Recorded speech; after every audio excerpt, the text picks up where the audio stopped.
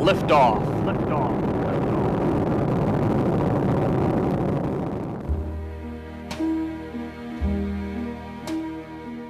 We were in Cold War that was darn close to hot war with the Russians. They had been launching some rockets, and ours too often had been blowing up on the launch pad. And that was sort of the background to what happened then in 57 when they sent up Sputnik. Right then, I think we all inwardly resolved that that wasn't going to last. We were going to do something about it. That something would be the National Aeronautics and Space Administration. In a little more than a decade, the people of NASA would devise the methods and build the machines to send satellites to faraway worlds and land man on the moon. Explorer 1 had science instruments on it. And so it really marks the first use of space for scientific exploration.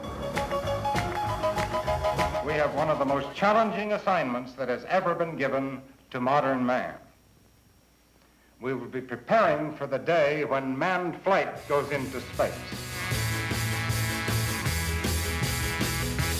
Alan Shepard's flight was a fantastic moment in the history of NASA. I think back on that and I watch him come out of that van on the Redstone pad and look up at that rocket in that silver suit he had on, wondering himself what the hell he was doing there.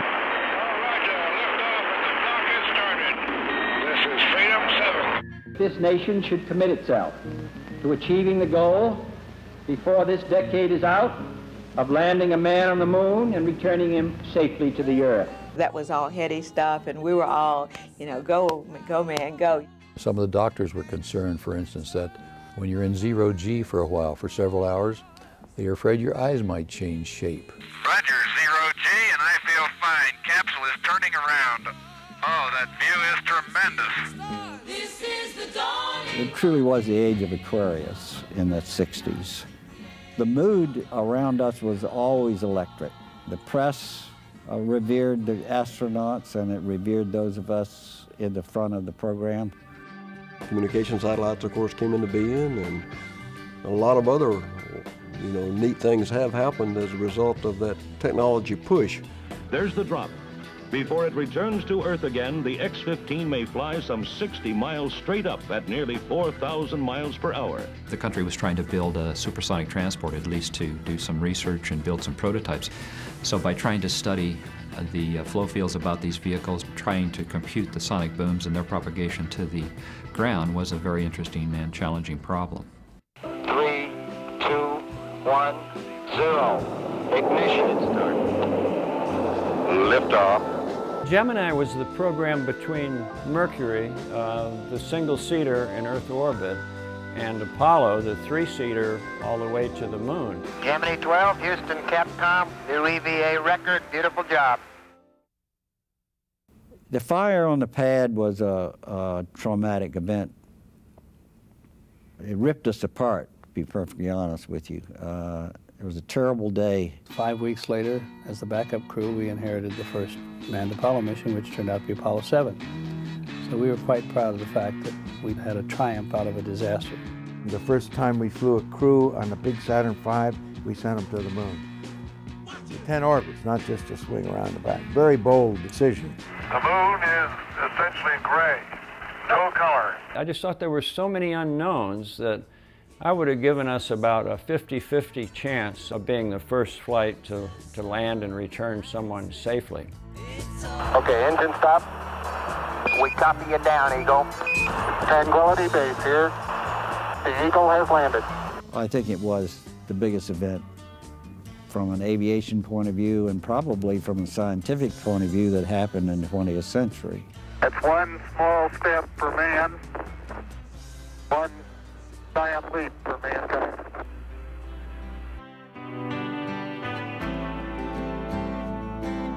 Okay, Houston, we've had a problem here. It looks to me you're looking at the hatch, so we are inventing something. That series of events started the saga of Apollo 13. The trust that existed between crew and ground was absolute because it takes trust to make split-second decisions. The whole panel is blown out, almost from the base to the engine. Apollo 13 is descending. As and welcome home. The successful return to Earth aboard Apollo 13 was the culmination of the efforts by a host of people who simply refused to give up. It was an accomplishment of human ingenuity and tenacity. The people of NASA would harness the spirit in pursuit of space exploration beyond our wildest dreams. We would learn about other worlds and other solar systems, and Apollo missions would explore the moon 4 more times. Charlie, set form. Oh, Stephen. Come on out here and give me a salute. We not only did a lot of work on the moon, but we had a good time. Hippity hop, over hill and dale. You know you're only going to come that way once in your life. This has got to be one of the most proud moments of my life, I guarantee you. I can read the writing on the wall. Kodachrome, they give us those nice bright colors. Give us the greens of summers. Makes you think all the world's a sunny day. Oh yeah. We saw the fragments around Skylab go over us, and I thought, oh brother, there's been an accident in the Skylab launch. And Jack Lausma was the best EVA guy that I've ever met. Lo and behold, he goes out there and fools around with it a while, puts it all together, and it worked great. And it went on to a brilliant scientific discovery, and it gave us some forward momentum in the science that continues right now till today. Glad to see you. Let me call to express my very great admiration for your hard work, your total dedication in preparing for this first joint flight. Mars showed seasonal variations that suggested something was alive. And I think that was the basis for creating Viking. When we got down and found out how dry and arid and barren the place really was, came as a bit of a surprise. When we flew by Neptune, people were standing in line at night at planetariums in order to be able to see the images when Voyager was flying by these worlds. Time keeps on slipping, slipping, slipping into the future. 5, 4, we've gone for main engine start. From America's first space shuttle, and the shuttle has cleared the tower.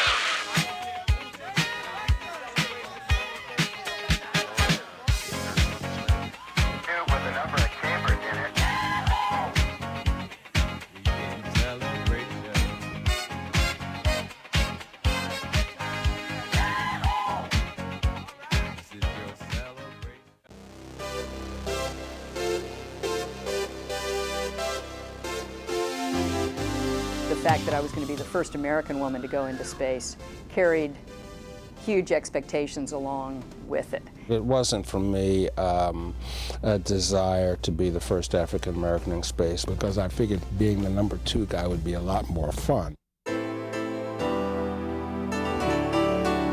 Risk is something we have to just really consider as part of our life, especially in exploration. You know, the ones that we've lost were probably the first ones to tell you, keep pressing on, don't stop because of us. And liftoff! Liftoff. Americans return to space as Discovery clears the tower. Discovery, go for Hubble release. Hubble is one of the most phenomenal things we've ever done in space. It really has changed, and the data that we get from Hubble will continue to change the way we think about ourselves, about the universe, and our place in it. NASA, especially Goddard, was the place where I could carry out the dreams that I had, which were to push forward an experiment that would measure the Big Bang radiation better than anyone had ever tried before. Nowadays, we're discovering what is the universe really like, and it's totally magnificent. One can only be inspired and awestruck by what we find. Houston, Atlantis, we have capture. Well, I was extremely fortunate that I was able to be part of the Shuttle Mir program. It's a challenge for the Russians, it was a challenge for the Americans, but everybody wanted to work together to make it come to pass. We have initial contact of the Soyuz capsule with the Expedition 1 crew to the International Space Station. We are on a true spaceship now, making our way above any earthly boundary. Spaceflight is one of the areas where we face risk on a daily basis. And in the process of doing this, we develop the new technologies, new techniques, the new inventions. We make discovery. Liftoff of the Delta rocket with opportunity, a chance to explore and unlock the secrets of our neighboring planet. When we look at other worlds and we look through the eyes of a robot at a frozen desert, we appreciate our own world so much more because we see what it could be like.